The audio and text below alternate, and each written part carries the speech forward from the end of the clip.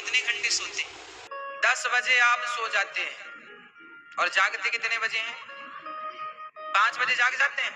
वाह वाह, फिर तो हम आपको प्रणाम करेंगे। यदि आप 5 बजे जागते हैं तो बहुत अच्छा है। जो नहीं जागते वो ध्यान से सुने। सूर्य भगवान के उदय के पहले हमें बिस्तर त्याग देना चाहिए। जिसने ब्रह्म मुहूर्त नहीं देखा वो ब्रह्म का दर्शन क्या करेगा?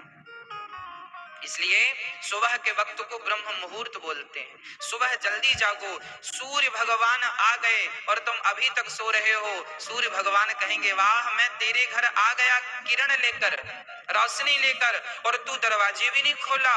जिस घर में सूर्य उदय होने के बाद भी दरवाजे बंद रहते हैं उस घर में कभी सुख नहीं होता। इसलिए सदगृहस्थों का नियम हो, सवेरे सूर्य उदय के पहले जाग जाओ।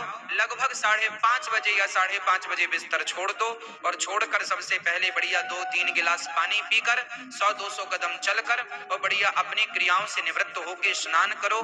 स्नान करके सूर्य भगवान को 1 लोटा जल चढ़ाओ। सूर्य थैली पर लक्ष्मी माँ का चिंतन करो, माँ सरस्वती का चिंतन करो, माँ भगवान नारायण का चिंतन करो और पृथ्वी माता को प्रणाम करके अपना दाहिना पैर बाहर करो बिस्तर पर। पृथ्वी माँ से कहो माँ, हम आपके ऊपर दिन रात रहते हैं, आप हमारी माँ हो, हमारे अपराधों को क्षमा करना। पृथ्वी को प्रणाम करो।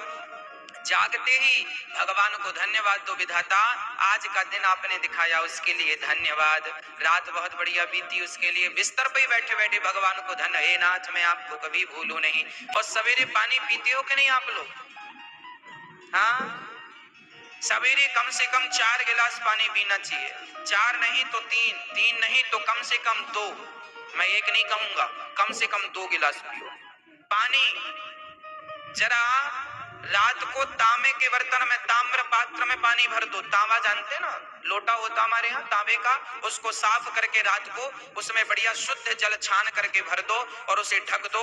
रात भर उसे उसमें रहने दो। सुबह वही पानी या तो आप थोड़ा उसे गुनगुना कर लें, नहीं तो वैसे ही पी लें। सुबह गुनगुना करके पिएंगे तो बहुत बेस्ट रहेगा।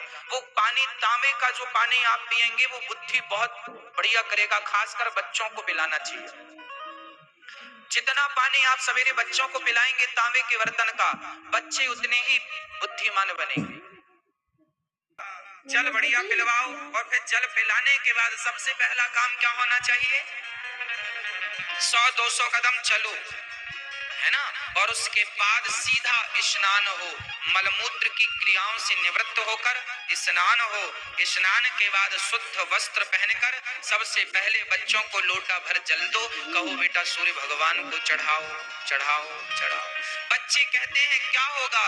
अरे वो जो होगा हम बाद में बात करेंगे, अभी चढ़ाओ। सूर्य भगवान का धन्यवाद दो। 1 लोटा जल तो चढ़ा ही सकते हो। एक बच्चे ने हमसे पूछ लिया महाराज जी सूर्य भगवान को जल क्यों चढ़ाएं?